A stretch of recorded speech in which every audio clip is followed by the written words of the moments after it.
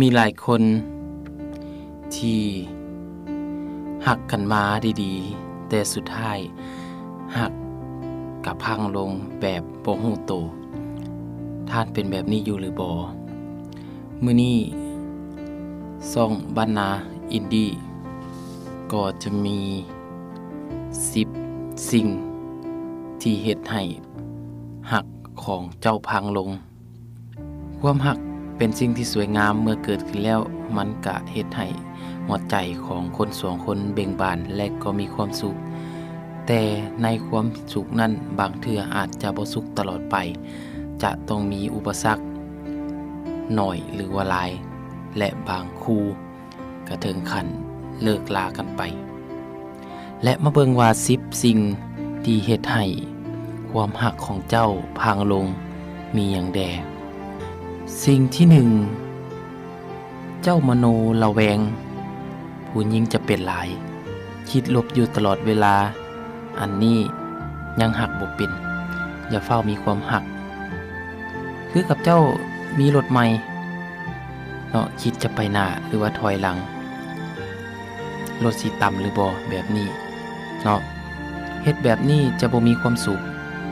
ใส่สัญชาตญาณพอมีความหักก็จะห่วงเนาะคิดว่าเขาเป็นสมบัติของเฮาเจ้าต้องปรับคติคติของเจ้าเกี่ยวกับความหักก่อนเรื่องการกดไลค์กดแชร์การถ่ายรูปลงเฟซบุ๊กเรื่อยๆอันนี้บ่จำเป็นต้องไประแวงหลายเกินไปก็ได้มันจะเผาใจของเฮาเองถ้าเฮาไประแวงไปเบิ่งไปติดตามอยู่ตลอดเวลาเนาะว่าเขาเฮ็ดอันใดเฮาจะบ่เป็นตัวของเฮาเองอันนี้เป็นข้อที่1ข้อที่2เอาเปรียบทุกด้านเนาะบ่ว่าจะเป็นทางอารมณ์อยากให้เขาเฮ็ดนั่นเฮ็ดนี่เฮ็ดอันนี้ด้วยตัวเองเนาะเปรียบเทียบความหักกับคนอื่นความหักบ่แม่นการเอาตัวไปติดกันเนาะคือกันกับปลาตะโกนะท่านฟังเนาะตั้งสติแด่ความหักแม่นการเติมเต็มให้อีกฝั่งให้เต็มบ่มีไผที่จะเอาใจเฮาได้ทุกอย่างเอาเปรียบทางด้านอารมณ์คนหักบ่แม่นเป็นค่าเนาะท่านฟังบ่แม่นเจ้านายกับลูกน้องความหักต้องเสมอกัน3เถียงกันยามใดบอกเลิกกันตลอดอันนี้เบาบางเนาะท่านฟังเฮ็ดให้อีกฝั่งนี่คิดว่ามันพร้อมจะไปแล้วเนาะคือกันกับงาไม้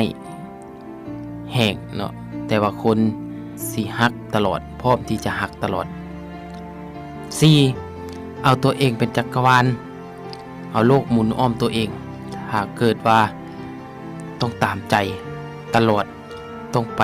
ใส่มาใส่ก็ต้องขึ้นกับเพิ่นตลอดสิ่งใดก็ต้องเป็นคนออกคำสั่งอันนี้จะไปกันค่อนข้างยากเนาะ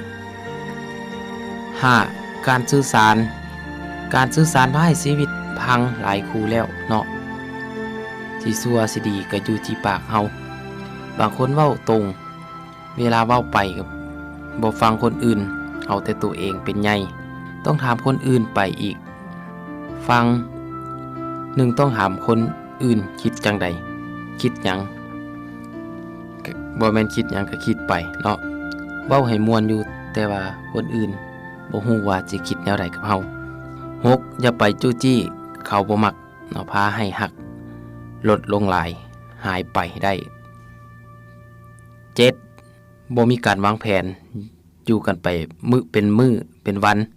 เนาะอันนี้บ่ดีต้องมีการวางแผนนำกันเนาะการแต่งงานต้องเกิน2ปีขึ้นไปช้าสุดแม่1ปีต้องรู้จักตัวตนของอีกฝั่งก่อนเนาะก่อนจะตก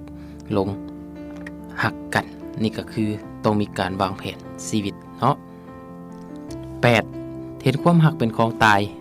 เนาะยกตัวอย่างแต่งงานคิดว่าจบแต่ว่ามันบ่แม่นเนาะการแต่งงานถือว่าเป็นการเริ่มต้นความหักบ่แม่นของตาย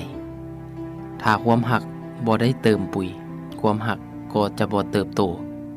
อย่าเอาน้ำร้อนไปหดเนาะเวลาที่เฮาจะปลูกผักก็เช่นเดียวกันกับความหักคือกัน เวลาคนหนึ่งเป็นน้ำมันเฮาก็บ่แม่นสิเป็นไฟเนาะต่างคนก็ต้องต่างมีความ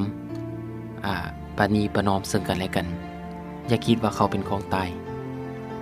ถ้าเจ้าเฮ็ดตัวเป็นของตายก็คือเช่นเดียวกันเนาะเขาก็จะรู้สึกบ่เห็นคุณค่าในตัวของเจ้าเองความรักบ่แม่นรางวัลของการเฮ็ดดีเนาะต้องจื้อไว้การเฮ็ดความดีบางเทื่อก็บ่แม่นความรักเนาะอย่าไปเบิ่งที่คำเว้าเนาะต้องเบิ่งที่การกระทำตัวที่9ความไว้ใจความเชื่อใจต้องเชื่อมั่นคนที่ทานรักเนาะหลายคู่ที่ว่าเลิกลากันไปบ่เชื่อมั่นในคนรักของทานต้องเชื่อมั่นว่าเจ้าเฮ็ดได้เนาะเชื่อมั่นว่าคนรักของเฮาต้องเฮ็ดในสิ่งที่ได้10ไปอยู่กับคนบ่แม่นอยู่กับคนบ่แม่นนิสัยบ่คือกันเนาะสไตล์บ่คือกันความสุขของเจ้าบ่แม่นความสุขของเขาความสุขของเขาก็บ่แม่นความสุขของเจ้าอันนี้จะพาให้รักของเฮาพังลงนี่ก็คือ10เคล็ดลับหรือว่า10สิ่งเนาะที่เฮ็ดให้ความรักของบรรดาทานอาจจะพังลงได้ถ้าว่าปฏิบัติตาม10ข้อนี้ถ้าไผเป็นอยู่กะเปลี่ยนเนาะอันนี้ก็ถือว่าเป็นสิ่งที่ดีมาฝากมาต้อนกันถ้าว่าเป็นประโยชน์ก็ขอให้กดไลค์กดแชร์เด้อกด Subscribe ให้แน่เพื่อเป็นกำลังใจในการเฮ็ดคลิปต่อไปสำหรับวันนี้ขอบใจขอทุกคนมีความสุขและก็สุขภาพแข็งแรงสบายดี